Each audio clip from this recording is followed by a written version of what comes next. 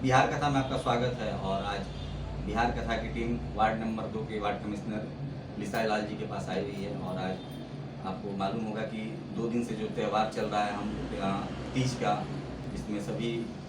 माताएं अपने पति की लंबी आयु के लिए अपना व्रत रखा और आज पारण भी है। इस पर हम पहले जानना चाहेंगे, मैडम लिसा लाल जी ने स्वयं व्रत किया हुआ है, तो इसके बारे में कुछ बतलाइए। तीज, हरितालिका तीज की सभी बहनों को, सभी माताओं को मैं अपनी तरफ से हार्दिक शुभकामनाएं देती हूँ, क्योंकि ये त्यौहार बहुत ही कठिन होता है। और जैसा कि सभी जानते हैं कि आज पारण है और कल हम लोगों ने तीज की व्रत किया था। तो हम लोग सभी माताएं बहनें हम लोग बहुत ही हर्षोल्लास के साथ इस त्यौहार को मनाते हैं, क्योंकि ये साल में एक बार आता है और अपनी पति के लिए हम लोग, अपने परिवार की सुख शांति के लिए हम लोग ये व्रत करते हैं। तो आप लोगों ने सुना कि मैडम ने बताया कि अपने पति की लंबी आयु और परिवार के सुख शांति के लिए यह त्यौहार करते हैं। और कल पूरे दिन उपवास के बाद सायं में सभी मंदिरों पर आप लोगों ने देखा कि किस प्रकार भीड़ रहा। बिहार कथा टीम ने भी आपको महादेवा शिव मंदिर का आपने प्रसारण दिखलाया कि माताएं वहां पर कथा सुनने के लिए गईं और अपना कथा सुनने के बाद आज सुबह में अपने व्रत का पारण करेंगी और आज ये तीज त्यौहार का समापन होगा। मैडम वार्ड नंबर 2 से वार्ड कमिश्नर हैं और ये आप देख रहे हैं कि चुनावी महीना चल रहा है। आप लोगों ने पिछले हफ्ते देखा कि किस प्रकार कई मीडिया चैनलों और कई पेपर के माध्यम से पढ़ा कि 10 और 20 अक्टूबर को जो नगर निकाय चुनाव है वो अपना संभावित तिथि बताया गया है। सभी वार्ड में इसकी तैयारियां हो रही हैं और आपको ये भी जानकारी होगा कि जो वार्ड नंबर 2 है वो SC/ST के कोटा में आ गया है, यानी जहां से मैडम वार्ड कमिश्नर थी। पिछले 5 सालों में इन्होंने क्या किया, हम इन्हीं की जुबानी जानना चाहेंगे। मैडम 5 ऐसे कार्य बताइए जो आपने पिछले 5 सालों में किया। कार्य तो बहुत किए थे, जितना विकास का काम, 5 बड़ी उपलब्धियां बतलाइए। विकास का जितना काम हुआ था अपनी तरह से मैंने पूरी करने की कोशिश की है। जैसे कि सबसे पहला काम, यहाँ के जितने पेंशनधारी थे सभी को मैंने पेंशन दिलवाने का काम किया। फिर उज्ज्वला गैस योजना के तहत सभी महिलाओं को मैंने गैस वितरण किया। फिर आवास का काम हुआ। फिर सभी जगह पिसी सड़क, नाली आदि का निर्माण हुआ। फिर आप देखते हैं कि जब गोपालगंज रोड पे राजेंद्र पार्क है, वहाँ पर सिटिंग अरेंजमेंट, पौधारोपण ये सब करने का और एक तरह से उसको पार्क का दिया गया है व्यू, तो उस तरह से मैंने दिया है। ये बहुत ही उपलब्धि रही, क्योंकि 5 साल में जितने काम कहे जाएं उतने मैंने अपनी तरफ से पूरी कोशिश की। छठ घाट का निर्माण किया, सभी जगह पूरे अपने वार्ड में पोल पर लाइट की व्यवस्था कराई और राशन कार्ड बनवाने का काम किया। तो इस तरह से देखा जाए तो जितनी भी मूलभूत सुविधाएं होती हैं, सभी जिनको ज़रूरत होती है मैंने सभी को देने का काम किया। तो आप लोगों ने सुना कि मैडम ने बतलाया कि जितने भी मूलभूत आवश्यकताएं हैं, जैसे रोड, सड़क, रोड, बिजली और पानी, ये 3 मूलभूत आवश्यकताओं में आते हैं। इन पर उन्होंने अपना कार्य को पूरा किया हुआ है और इन्होंने राजेंद्र पार्क का भी नाम लिया कि सीवान में गिने चुने ही कुछ पार्क हैं, वहाँ भी इसको सौंदर्यीकरण से लेकर सीटिंग अरेंजमेंट यानी बैठने के लिए व्यवस्था, क्योंकि बहुत हम लोग देखते हैं कि वहाँ पर लोग आते हैं सुबह सुबह टहलने के लिए। और अपने वार्ड में जो राशन कार्ड के धारक हैं उनको उन्होंने राशन कार्ड भी बनाने का कार्य किया, क्योंकि आप लोग कोरोना काल में देखे थे कि किस प्रकार लोगों का रोजी रोटी पर संकट आन पड़ा था, जिसमें मोदी सरकार ने लगभग देश के 80 करोड़ लोगों को बोला था कि हम मुफ्त अनाज देंगे जब तक कोरोना काल से ग्रसित रहेगा हमारा देश। इसी क्रम में हम ये जानना चाहेंगे, मैडम आप ये त्यौहार से विदा हो रही हैं, चूँकि ये वार्ड रिजर्व हो चुका है, आप तड़वा से चुनाव लड़ने जा रही हैं और आपने ये बात बोल भी दिया है, तो आप वहाँ जा रही हैं चुनाव लड़ने, तो वहाँ आपकी मूल प्राथमिकताएं क्या होगी, आपका विजन क्या रहेगा वहाँ? जो विकास का काम होगा उसको किया जाएगा। और अभी देखिए चुनाव में आने में समय है, जब तक चुनाव नहीं आएगा, जब तक अभी देखा जाए तो अभी पूरी तरह से प्रशासनिक स्वीकृति नहीं मिली इस वार्ड को, हो स्कूल की व्यवस्था भी ठीक होनी चाहिए, बच्चे मन लगा के पढ़ें और जहाँ तक हो सके आप आने वाले समय में जितना आप स्ट्रगल करिएगा, जितना आप अपने समय पे खेलिए कूदिए, लेकिन शिक्षा भी ग्रहण करिए। शिक्षा ग्रहण करेंगे तभी आप आगे बढ़ पाइएगा और एक अच्छा सरकारी जॉब आपको मिलेगा, आप तभी अपने माँ बाप का रोशन कर पाइएगा। तो मैं तो कहूँगी कि आप लोग सरकारी स्कूल में ज़्यादातर पढ़िए, क्योंकि सरकारी स्कूल CBSE बोर्ड जो होता है, केंद्रीय विद्यालय भी सब हो गया, तो वो सब की शिक्षा बहुत अच्छी होती है, NCERT से रिलेटेड होता है। तो वहाँ पर आप अगर अपनी शिक्षा लेंगे तो आने वाले कंपटीशन जो होते हैं, जैसे 10th के बाद 12th के बाद दिया जाता है, जैसे नीट का हो गया, मेडिकल हो गया, इंजीनियरिंग हो गया, BPSC हो गया, फिर UPSC हो गया, इस तरह की जितनी भी कंपटीशन होते हैं उसको आपको बहुत मदद मिलेगी। तो मैं तो कहूँगी कि आप लोग सरकारी शिक्षा ही ग्रहण करें। तो मैडम ने बताया कि सरकारी स्कूलों को बढ़ावा देना चाहिए और सरकारी शिक्षा को ग्रहण कीजिए, क्योंकि इसका कारण मूल ये भी है कि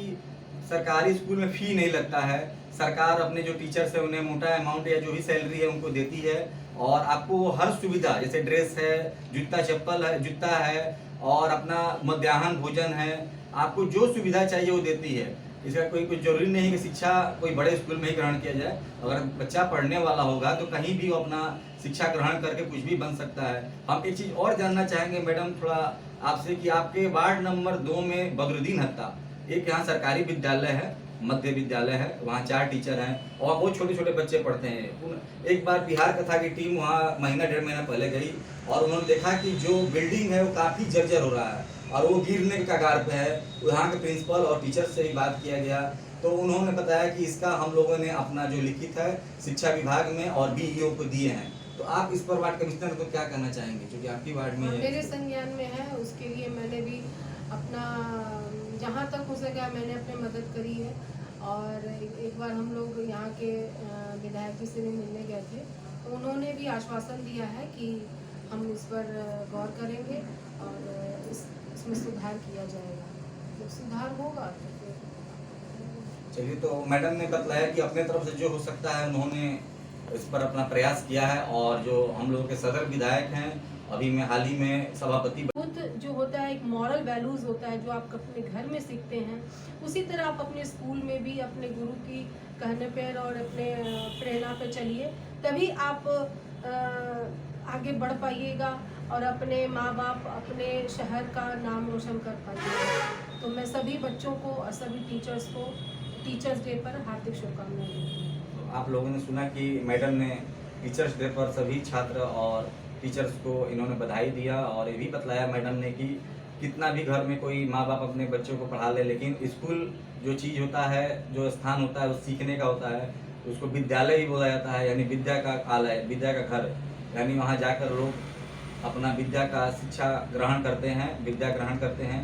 एक चीज़ और हम जानना चाहेंगे कि मैडम आप शिक्षा विभाग में भी कुछ शिक्षा समिति में भी कुछ मेंबर हैं आप नगर परिषद में, और आजकल देखा जाता है कि बहुत ऐसे बड़े बड़े कॉर्पोरेट स्कूल खुल गए हैं जहां शिक्षा का व्यवसायीकरण हो जा रहा है, यानी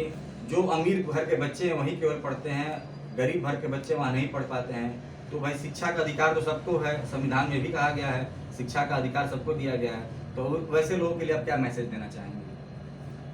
देखिए, शिक्षा कहीं भी ले सकते हैं आप, अगर बच्चा पढ़ने वाला होता है तो वो प्राइवेट स्कूल हो, सरकारी स्कूल हो, कहीं भी हो, तो गुरुकुल हो, तो वहाँ आप शिक्षा ले सकते हैं। रही बात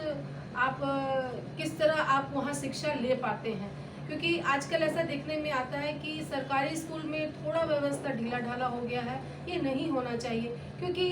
गरीब गुरबा के बच्चे कहाँ पढ़ेंगे, जहाँ पढ़ेंगे वो एक सरकारी स्कूल ही नहीं पढ़ पाएंगे, क्योंकि सरकारी स्कूल एक तरह से देखा जाए तो वहाँ पर आपको हर चीज़ की सुविधा मिलती है, आपको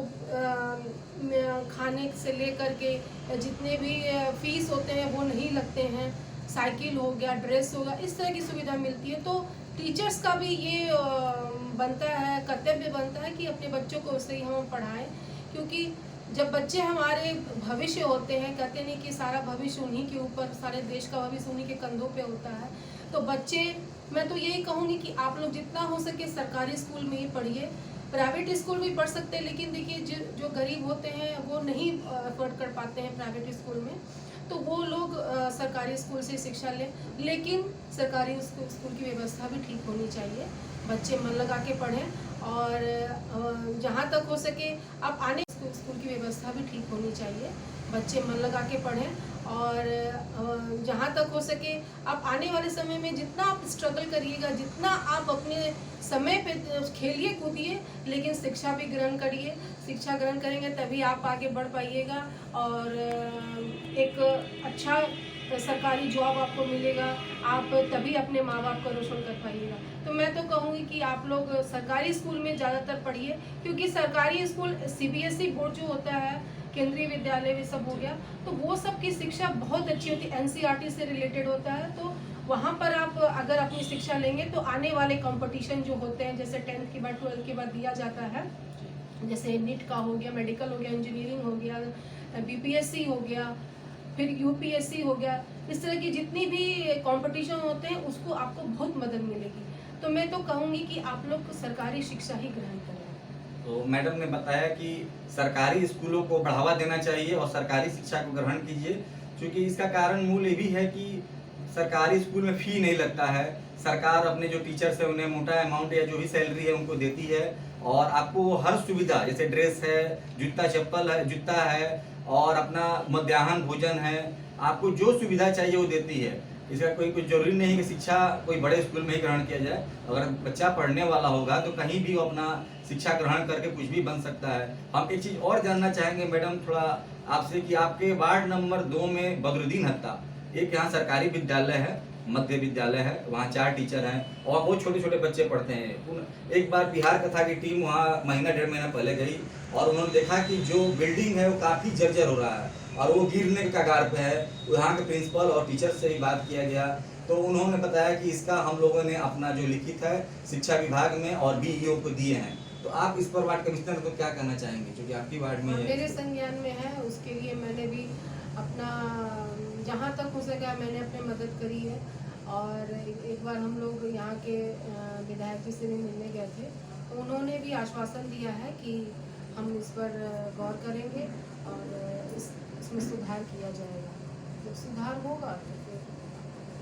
चलिए। तो मैडम ने बतलाया कि अपने तरफ से जो हो सकता है उन्होंने इस पर अपना प्रयास किया है और जो हम लोगों के सदर विधायक हैं, अभी में हाल ही में सभापति